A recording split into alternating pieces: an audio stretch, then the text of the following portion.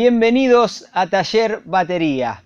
Y en el programa de hoy tenemos a alguien muy especial, Carlos Riganti, el señor pediatra y baterista. Los dejo con él, espero que les guste y después de esto que nos va a dejar, seguimos con un montón de cosas más en Taller Batería.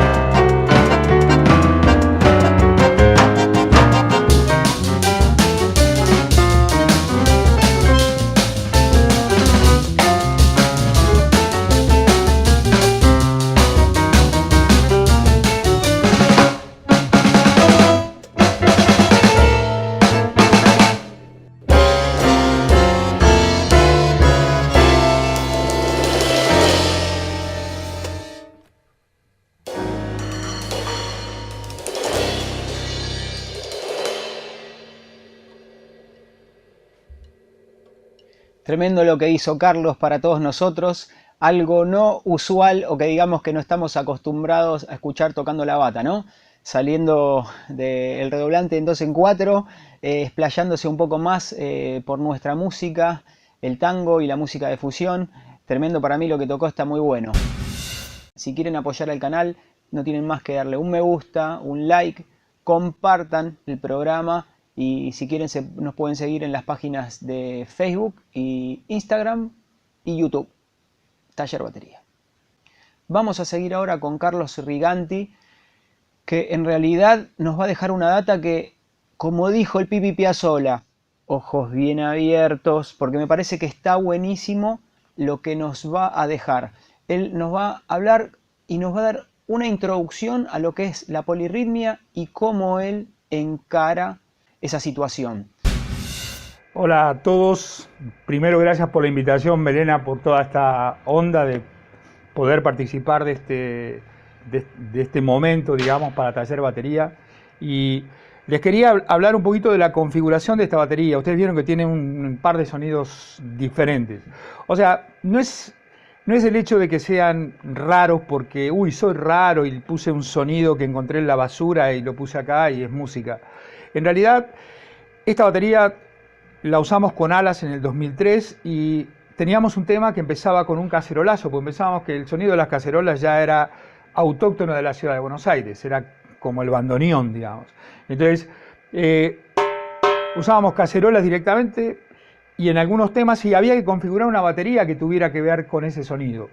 Y pasar de este sonido a un sonido de tambor, por ahí en el tambor tiene más sentido, pero los toms o los sonidos graves no. Entonces le agregué un gong, un mini gong, que cuando toco el tom ya está la información del sonido metálico de acá. Entonces hay como una transición que es más... Lo mismo para la chancha. Y acá tiene una budinera.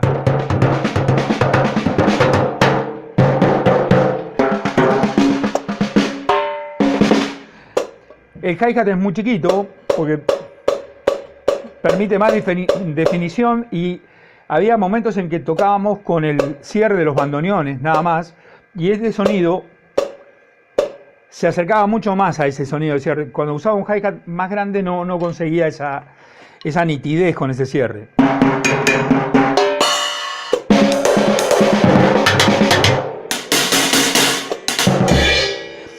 No son sonidos raros porque sí, tienen una musicalidad, una lógica de ser. Y además está bien que cada uno piense su batería, cómo personalizarla. Yo cuando tenía que tocar, conseguía que me pongan estos tambores y solamente llevaba esto en un bolso. Y cualquier batería que me ponían sonaba como yo quería, o sea, la podía personalizar en cualquier momento. Esto que está acá es una parte médica, es un estetoscopio de Pinart, se llama, sirve para escuchar latidos fetales mientras uno atiende el parto, pero esto da un sonido maravilloso en los parches.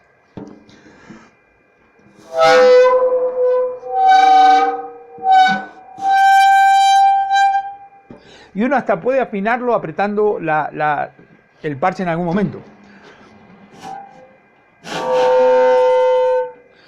Entonces, lo usábamos con Alas en una serie de temas, pero lo que quiero decir es que a veces hay maneras no convencionales de sacarle sonido a una batería.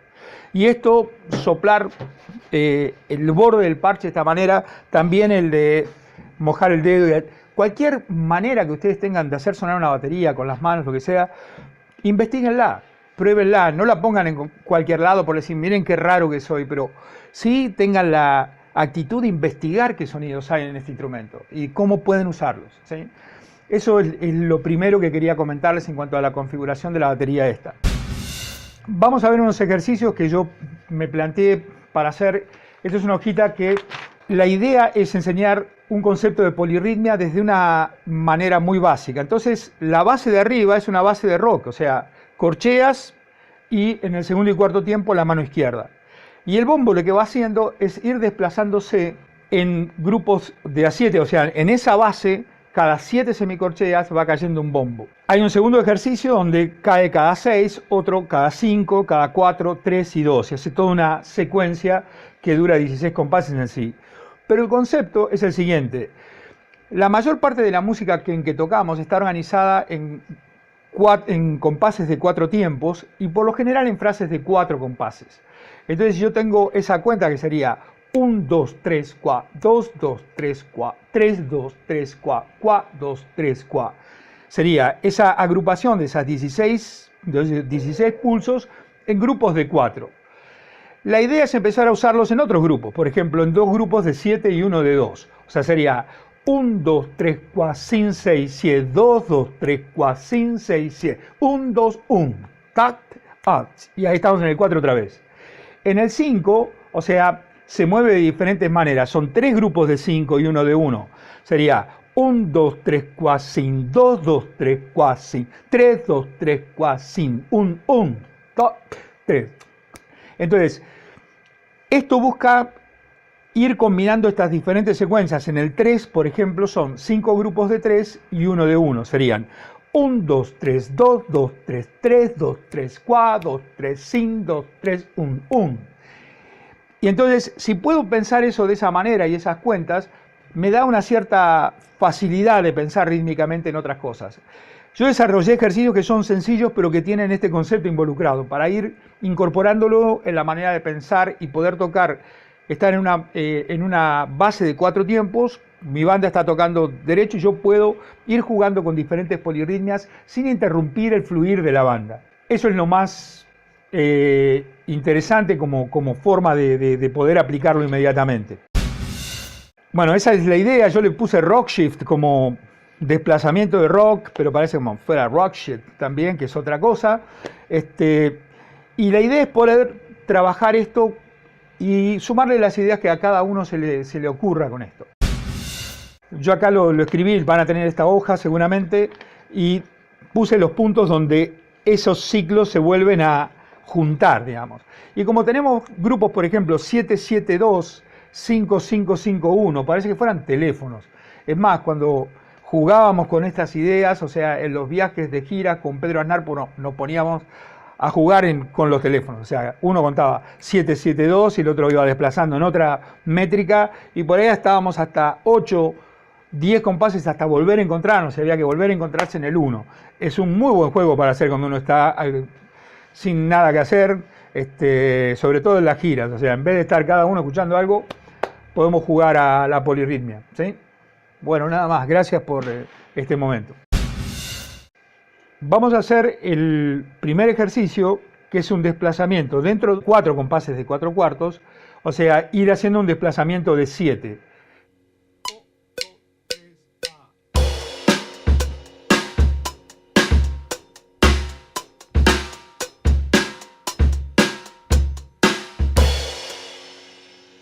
El segundo ejemplo es un ejemplo con un desplazamiento de 6, también en 4 cuartos.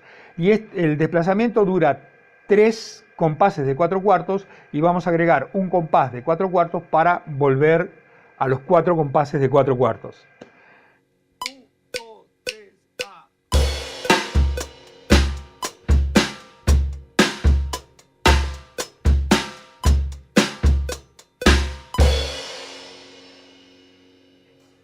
Este otro ejemplo es un ejemplo donde el desplazamiento del bombo está en 5. O sea, vamos a tener 3 ciclos de 5 y una negra más, un tiempo más, para llegar a los 4 compases de 4 cuartos, que es la manera en que venimos organizando cada uno de estos ejercicios.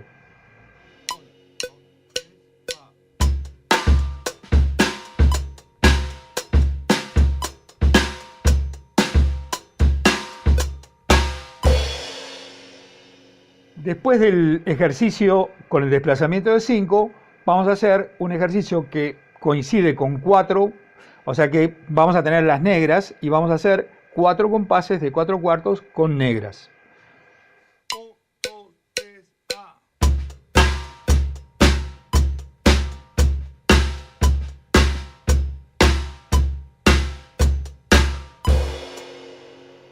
Este otro ejemplo con un desplazamiento de 3, y esta figura de 3 se va desplazando y hacemos 5 grupos de 3 y un grupo de 1 para llegar otra vez a los 4 compases de 4 cuartos.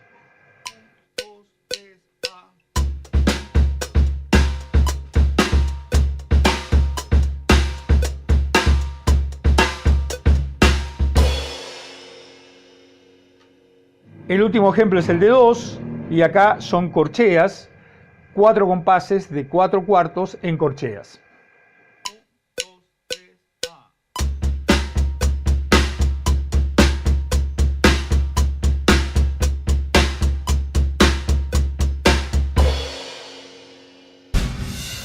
Ahora vamos a tocar toda la secuencia de ejercicios, o sea, empezando desde la primera y haciendo todas las repeticiones hasta llegar acá, y eso cumple con una secuencia de 16 compases exactos, ¿sí?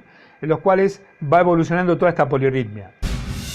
Esto sirve para cuando estamos tocando 4 cuartos con una banda, poder tocar en 7 cuartos o en 5 cuartos dentro de la misma estructura, sabiendo cómo me estoy moviendo con respecto a la banda. Yo sé que la banda viene tocando una frase que son 4 compases de 4 cuartos. Entonces yo sobre esa frase puedo pensar 2 compases de 7 y 2 tiempos más, o puedo pensar 3 compases de 5 y un tiempo más, o puedo pensar 5 compases de 3 y un tiempo más.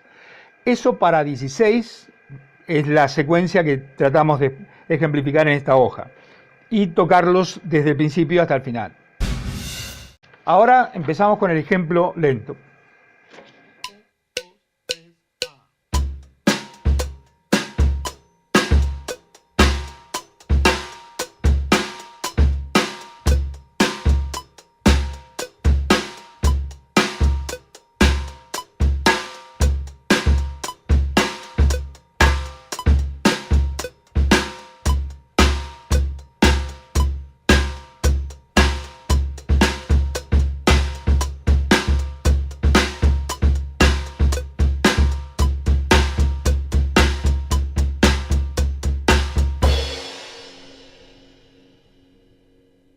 Ahora un poquito más rápido sería así.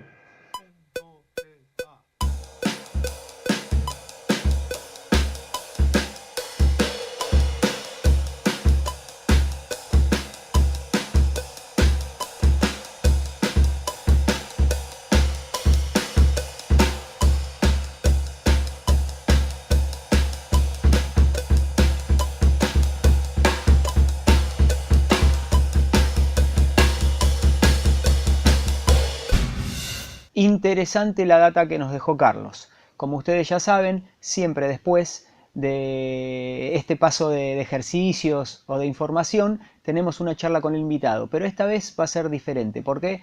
Porque Carlos se dio para todos nosotros una especie de documental o biografía que está realmente increíble y que la verdad cuando me la mostró me la puse a ver y dije esto hay que compartirlo con todos y acá lo van a tener para ustedes, así que espero que lo disfruten. Nos vemos en el próximo programa de Taller Batería.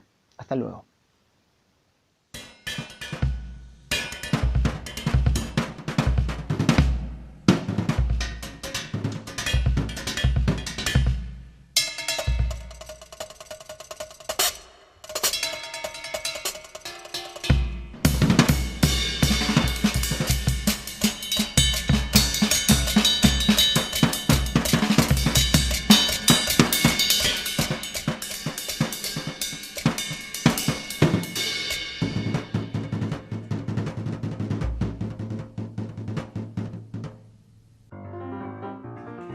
Soy Carlos Riganti, soy músico desde muy chiquito, empecé a tocar la batería en mi infancia, soy médico además. Bueno, esa es un poco la historia de mi vida, se resume, digamos, en esas dos cosas así como muy sencillas. La verdad que podré haberlas desarrollado con mucha intensidad y con muchas ganas, verdaderamente ha sido una suerte. Yo me crié en la provincia, en un pueblo pequeño. San Pedro era un lugar muy lindo, con ese río maravilloso. Y había una monjita que nos organizaba para hacer una banda rítmica. Y a mí me interesó mucho toda la parte musical. Mi papá tocaba algo de armónica, o sea que ya había visto lo que era hacer música. Entonces cuando fui a tocar a esta banda, había que tocar diferentes instrumentos, o sea, platillitos, que eran crótalos, o sea, el güiro, todos los diferentes instrumentos de percusión. Hasta que un día me llegó el turno de tocar el tambor. Era tal la alegría y le puse tanto interés que en realidad el tambor dejó de rotar. Y la historia es que viviendo ahí en San Pedro, las familias de mi padre y mi madre estaban en Capital Federal. Se enferma mi abuelo y había que venir a Capital Federal todos. Mi mamá le va a decir a la monja que teníamos que venirnos para Capital Federal. La monjita dice, no, mire, no lo lleve porque justamente hay un acto y toca la banda rítmica del colegio en este fin de semana y yo no tengo quien toque el tambor. Bueno, mi madre y mi padre decidieron dejarme en San Pedro. Y yo recuerdo ese momento de estar solo. A los 4 años y medio, esa sensación de sentir que tu familia no estaba cerca tuyo. Deciden dejarme en la casa de mi padrino, que vivía en San Pedro. Y mi padrino era el médico de San Pedro. Era el médico del pueblo, esa imagen que por ahí ya no vemos de los médicos, que era el médico del pueblo. Y al otro día, cuando me levanto, en su casa lo veo a él trabajar como médico, ¿sí? Con toda un aspecto impecable, su corbata, su camisa, su delantal impecable, y además lo vi atender a la gente, los pacientes que venían y le agradecían, doctor. Me quedé pegado en ese instante de mi vida y dije, yo quiero hacer esto, quiero tocar el tambor y quiero ser médico.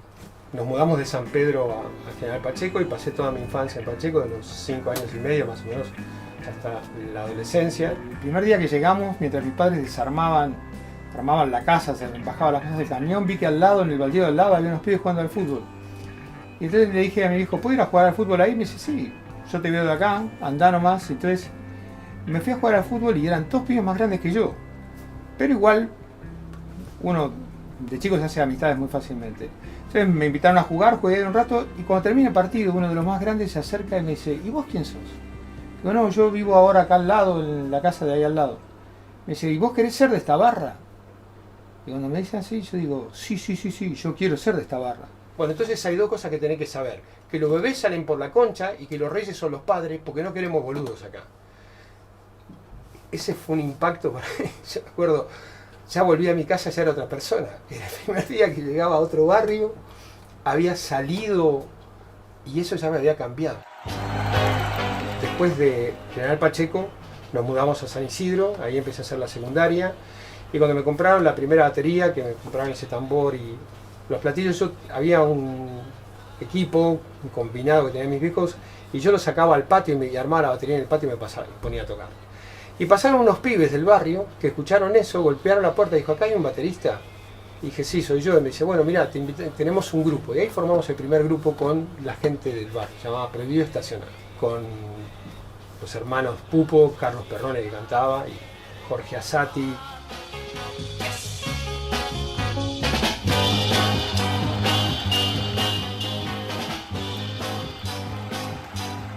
Después de esa banda, bueno, empecé a tocar en Materia Gris, que fue un grupo ya mucho más profesional, con una composición vocal muy sofisticada. El grupo Los Who había sacado la primera ópera de rock que se llamaba Tome. Entonces, había muchos grupos que estaban haciendo sus óperas, es decir, trabajar sobre un solo tema e ir desarrollándolo en diferentes temas, dentro como una obra conceptual se llama también. Nosotros como Materia Gris empezamos a hacer una ópera también nuestra. Conseguimos un contrato de grabación, firmamos para EMI, que era verdaderamente una cosa muy prestigiosa, y grabamos nuestra ópera pensando que, bueno, que iba a ser otra de las tantas óperas que todo el mundo había anunciado que estaba haciendo, teóricamente. Cuando terminamos y la presentamos y todo lo demás, nos dijeron, no, nos hicieron una nota en la revista Pelo, que era la revista más famosa de ese momento, y me dicen, bueno, ustedes han hecho la primera ópera de rock argentina. Y dijimos, ¿cómo la primera ópera? Si hay un montón. Dice, sí, está bien. Todos la anunciaron, pero hasta ahora nadie la terminó.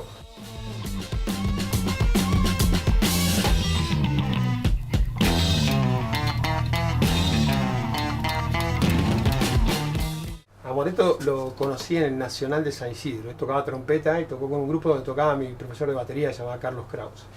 Me impactó muchísimo porque era el primer grupo de jazz de gente como uno, digamos, de compañeros de colegio. Cuando termina el proyecto de Materia Gris, él termina también con Alma y Vida, y ahí me llaman por teléfono y dijimos, bueno, no, hacemos un grupo. El trabajo de Alas fue del año 74 hasta el año 77. Y hay dos etapas de Alas. La primera etapa donde tocamos con Alex Zucker, que fueron los 2 primeros años, con el cual grabamos el primer álbum, Buenos Aires Sol es Piedra, que son 2 temas nada más.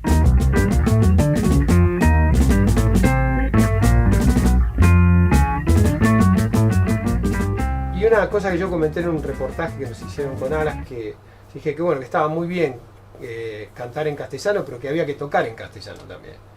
En el hecho de que la música tenía que tener elementos de folclóricos o de la música que nos rodeaba. Me ponía a acompañar a la batería discos de tango de mi viejo, ¿sí? Tampoco queríamos que la batería sonara como se tocaba el tango así para Hollywood, o sea, demasiado estereotipado, que era un tango como militar, que era...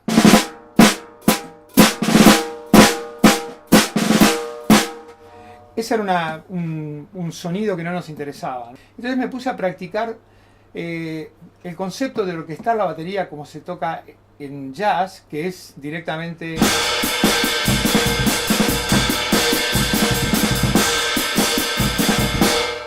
esa era una de mis misiones para hacer la batería y una de las cosas que se reconocía, que no era un ritmista estrictamente.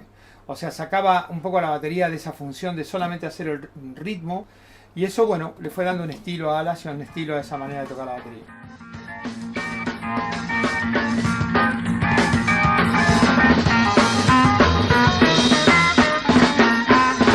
Además presentamos también la banda con bandoneones en el Teatro Coliseo en un concierto con Mederos, Mussolini y Vinelli.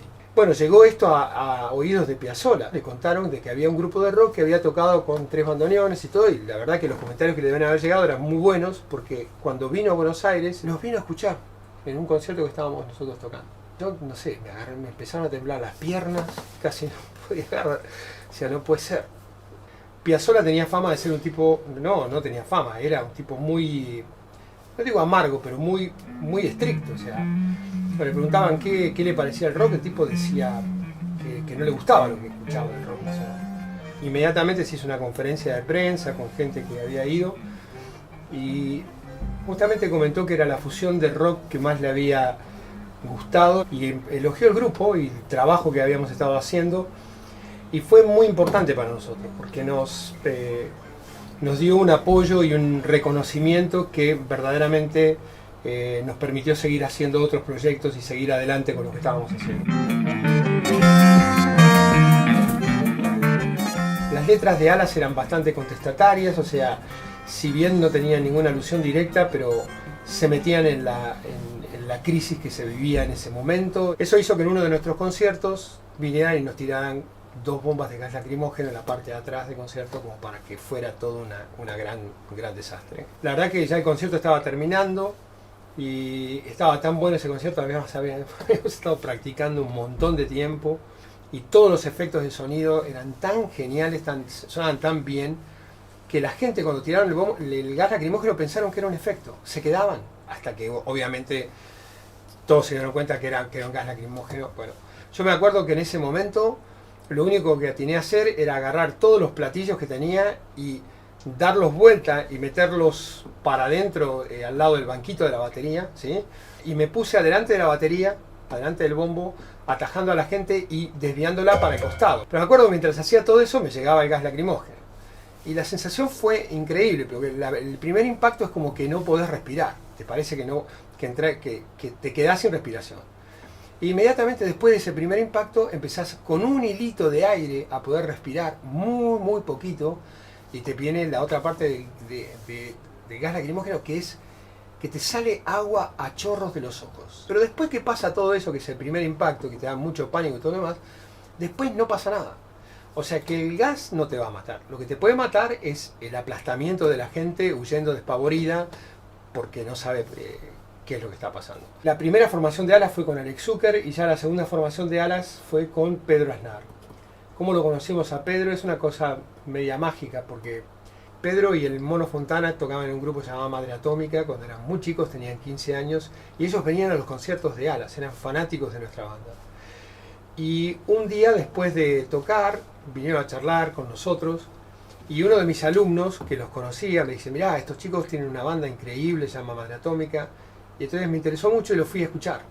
Y la verdad que cuando los vi, me impactaron increíblemente. O sea, primero por la ductilidad. El Mono Fontana tocaba teclados, tocaba guitarra, tocaba la batería. Pedro tocaba la batería, el bajo, guitarra, teclados. Y la música que hacían era una música de un nivel increíble. Éramos muy entusiastas. Y teníamos una especie de desparpajo cuasi infantil, se podría decir. Lo cual está bueno, pues nos dio a todos muy buenos frutos. Sí. Y además yo creo que fue muy fructífera la unión, el conocerse, ¿no? Y ver un poco desde el otro lado cómo se veía lo propio, ¿no? Y cuando surge la opción de tener que reemplazar a Alex Zucker, Alex Zucker ya estaba interesado en otro tipo de proyectos, de cosas. En ese momento tuvimos que buscar otro bajista y a mí se me ocurrió Pedro. Sí, para mí era impresionante. Primero era impresionante entrar a tocar con ustedes, que eran mi banda favorita. los íbamos a ver con el mono todo el tiempo, todas las veces que podíamos, incluso después de aquella fatídica vez de los gases lacrimógenos. ¿Ustedes estaban ahí? Estábamos ahí. Y aprendimos un montón de cosas, pues traía todo un bagaje musical, pibe súper lúcido. Bueno, vos venías a hacer un trabajo súper interesante que creo que no había hecho ningún baterista en el país, que era la concepción de que la batería no fuera solamente un elemento rítmico, sino un elemento tímbrico melódico. Y yo también venía de hacer una cosa muy inusual también con el bajo, porque venía de Madre Atómica, que era un grupo que era un trío, pero no con teclados. Tenía que hacer las veces de una guitarra más, las veces de un instrumento también que pudiera aportar armónica y melódicamente, también no solamente rítmicamente.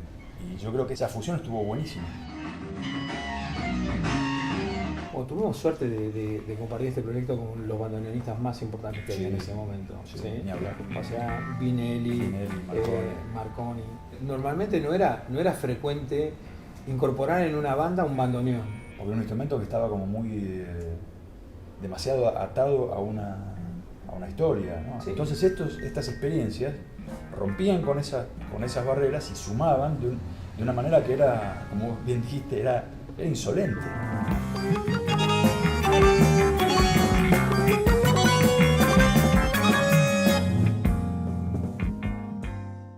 Y bueno, terminamos de tocar con Alas. El último concierto de despedida fue en Córdoba.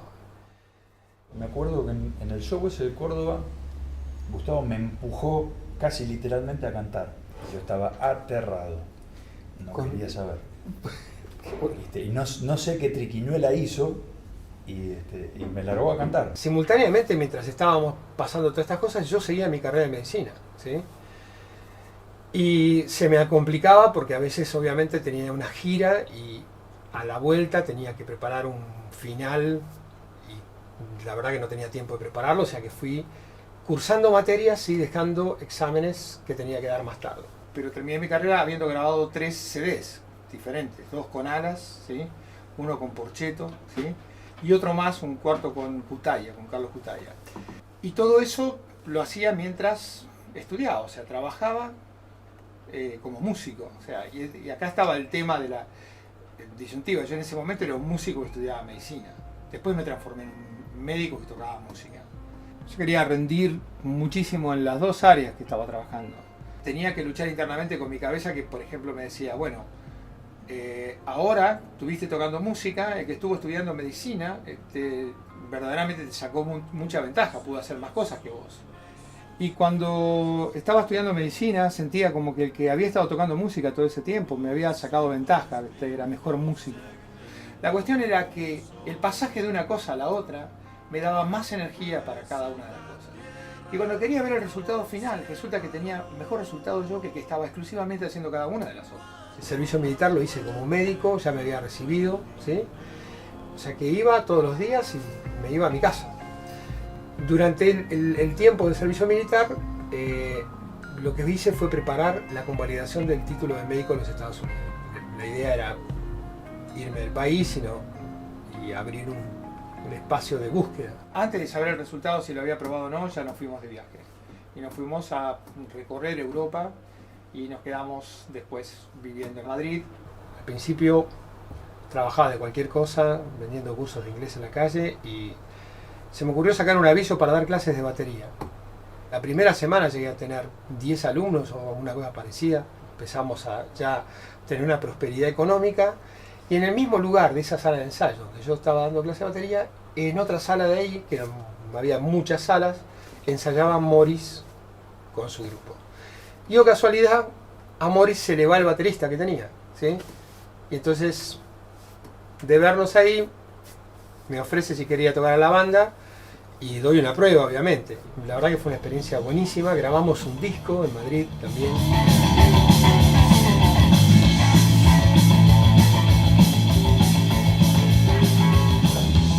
Después empezamos a tocar en diferentes lugares. Íbamos a Palma de Mallorca, a Ibiza, a recorrer el País Vasco, Barcelona, por todos lados. Y iba con Viviana y llegábamos a un lugar y mientras se armaba el sonido, hasta la prueba del sonido y todo, agarramos y nos íbamos a visitar todo las atracciones turísticas, íbamos a visitar la iglesia, los museos, las cosas de turismo y todo, y a la noche tocábamos, o sea que era una cosa verdaderamente muy, pero muy divertida, lo pasamos re bien. En España el problema que teníamos era el problema de formación, o sea, no había muchas opciones para formarse en una especialidad. Entonces, entre eso y otras cosas familiares decidimos volvimos a Buenos Aires y di el examen de residencia y entré a hacer la residencia en la Casa Cuna. Estuve un año como residente y después estaba haciendo clínica, pero a mí me interesaba la inmunología y había un grupo que trabajaba en inmunología, entonces me presenté para una beca de investigación dentro de la inmunología, gané esa beca del gobierno de la Ciudad de Buenos Aires y me puse a trabajar en esa beca. Y al año siguiente gané también una renovación de esa beca, continuando el trabajo que había iniciado anteriormente. Había que inventar eso porque no existía la carrera de inmunólogo en ese momento, o sea que la formación un poco uno la tenía que ir viendo cómo lo hacía, ¿sí? Y ya después, una vez que empecé a estabilizarme ya en el trabajo en el hospital y a tener más tiempo para trabajar, empecé a trabajar en diferentes consultorios y terminé ya estabilizándome en un consultorio mío que tengo en General Pacheco, que está, por casualidad, justo es una casita que está ubicada donde estaba el baldío donde jugábamos al fútbol cuando éramos pibes, y ese momento que me dijeron las dos grandes verdades de la vida. Es muy lindo para la pediatría sentirse que uno es parte de la comunidad donde está trabajando. Siempre yo sentía como que había un trabajo que tenía que ver con la comunidad estrictamente ahí. Y el hecho de ser el lugar donde yo había pasado mi infancia me daba mucha más conexión con el lugar. Y también me remitía a esa imagen primera de médico, que fue la que vi, que era el médico de pueblo, ¿sí?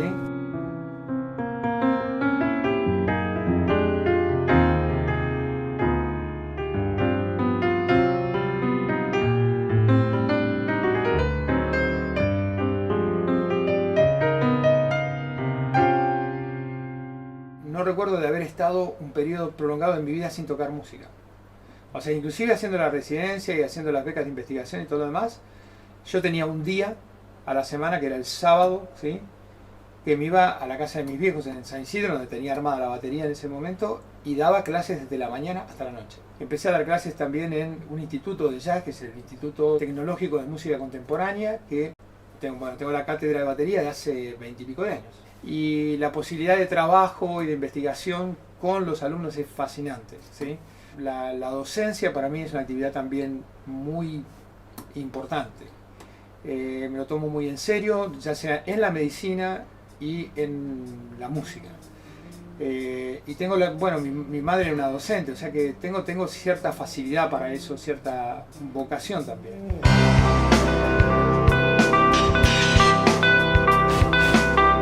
Siempre tuve la idea de juntarme con otros médicos a tocar música, pero bueno, estaba en la Casa Cuna y en el Garrahan se había formado un grupo que se llamaba Los Cuerpos Cavernosos.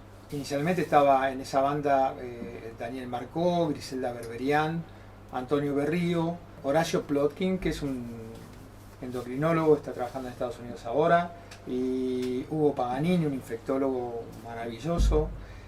Había gente de un nivel médico impresionante y además eran músicos y salía buenísimo. Primero se llamaba Los Cuerpos Cavernosos y después, cuando se fue Antonio Berrío, volvió a Colombia, nos rearmamos y bueno, y ahí se armó Diga 33. Era un momento donde podía juntarme con gente con la cual compartía todo y eso me pareció una experiencia en mi vida muy, pero muy importante, ¿sí? Las letras las hacíamos nosotros y hablaban de temas médicos, ¿sí? Tenía, por ejemplo, un cirujano que se enamoraba de su paciente y le decía: yo te hice ese tajo, por ejemplo. Teníamos otra letra que se llamaba un tema pediátrico, que era El nene no me come, que es la consulta típica pediátrica. Grabamos 2 discos con Diga 33. Tocamos en un montón de lados, nos empezaron a conocer en todos lados. Llegó un momento de que verdaderamente no dábamos abasto, los 5 o 6 que éramos en la banda, para ir a los reportajes, ir a las radios, a las cosas. En un momento que hubo como una especie de eclosión con el tema de Diga 33. Y eso me parece que también precipitó un poco el hecho de que era algo que no podíamos hacer. Nos dimos cuenta que llevar eso a un nivel profesional con la profesión no lo podíamos hacer. La abuela está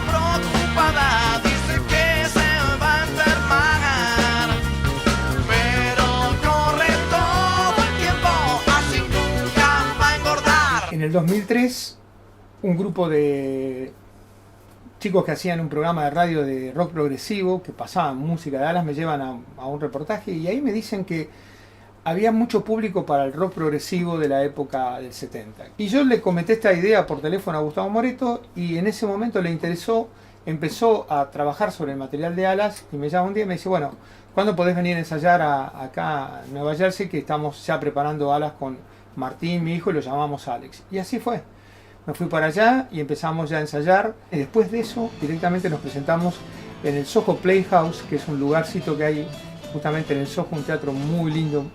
Y ahí hicimos nuestra primera presentación el 16 de marzo del 2003. Y verdaderamente la gente que nos había hecho esto del programa era cierto. El primer concierto que dimos acá en Argentina vino a escucharlo gente de Brasil y inmediatamente se programó un concierto en el Canecao, en Brasil. Le dimos derecho hasta el 2008, tocamos en Puerto Rico, en universidades ahí en Nueva York, en el consulado argentino varias veces, ¿sí? Y acá en Buenos Aires tocamos 2 veces en el Ateneo, grabamos un disco nuevo también acá.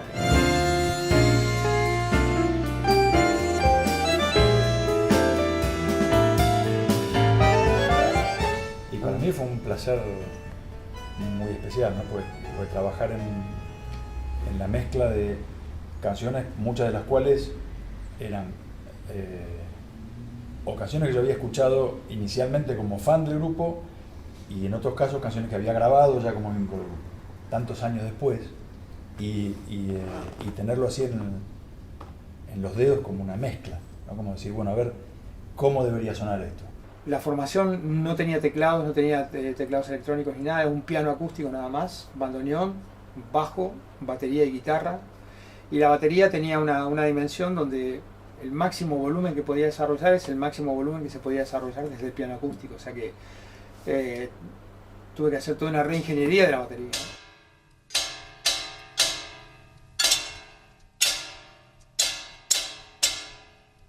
Y además teníamos un tema que empezaba con un cacerolazo, como el cacerolazo del 2001. Entonces empezó todo el tema y el debate y la tormenta de ideas de cómo usar las cacerolas. Porque una cosa era el sonido abierto de las cacerolas, otra cosa era el sonido de la batería en sí. Entonces teníamos que encontrar una síntesis, había que hibridar los dos sonidos. Entonces teníamos cacerolas abiertas y arriba de los parches habíamos puesto, arriba del tambor, un pequeño gong que tenía las dos informaciones, el metal y el golpe del parche, pero al sonar el parche también estaba el metal. Entonces se hacía mucho más fácil integrar y hacer las transiciones de sonidos usando este híbrido de cacerolas y metales conjuntamente con los parches. Y además tenían una ventaja adicional que bajaban el volumen de la batería, con lo cual se podía tocar un poquito más fuerte sin pasar el volumen del piano.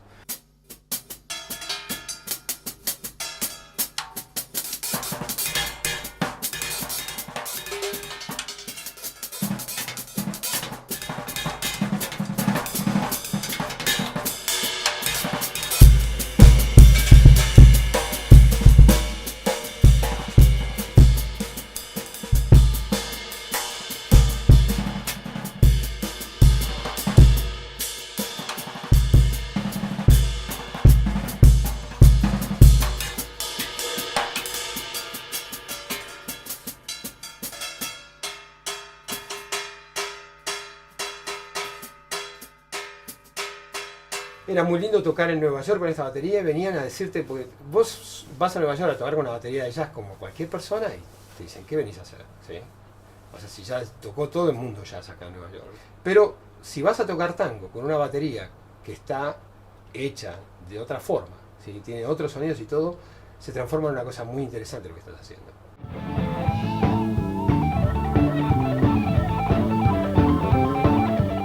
Toqué también con Héctor Stark, que era rock verdaderamente furioso y era simultáneo también a lo de Alas, ¿sí? Hicimos una presentación en el ND Ateneo con una batería más grande, con palos así tocando acá, de esta forma, con mucho volumen, a tener que ir a tocar a la semana, ir a Nueva York y tocar. Tenía un esfuerzo de concentración para poder controlar un volumen diferente, agarraba los palillos más cerca y tenía que hacer toda una reubicación que me costaba bastantes días hasta que me podía meter en el concepto de la otra banda.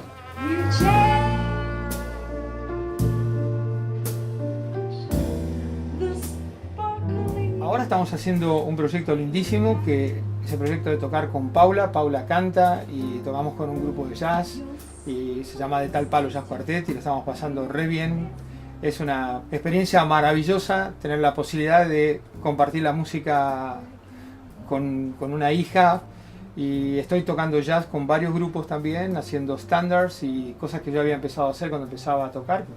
Es una de mis cosas que más me gusta, y dando sobre todo clases a mis alumnos y además coordinando con ellos grupos de ensamble donde tocamos temas de jazz y todo eso.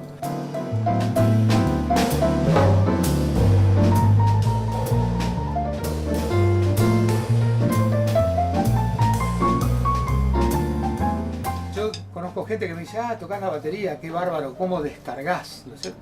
Y yo digo, la verdad que esto de descarga mucho no tiene, porque si uno piensa en un baterista que está pegándole a las cosas en sí, pero esto es un instrumento musical y tiene variaciones, de acuerdo.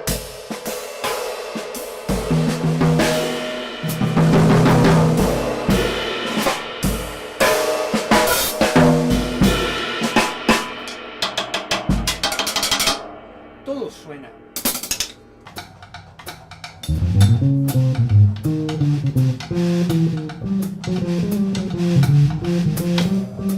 Y eso que tiene la batería me parece fascinante, porque es verdaderamente hacer música donde hay ruido. O sea, si esto uno lo toca sin un sentido musical, es ruido. Y si le das un sentido musical, suena de otra forma.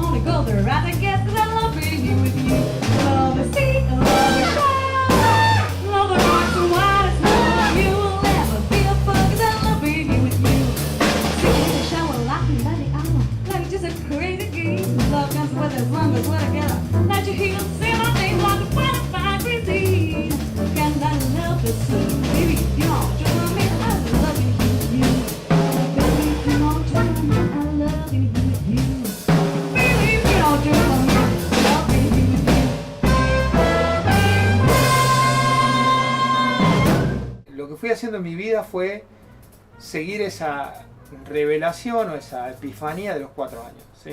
Donde sentí que verdaderamente eso era lo que quería hacer. Y lo seguí haciendo.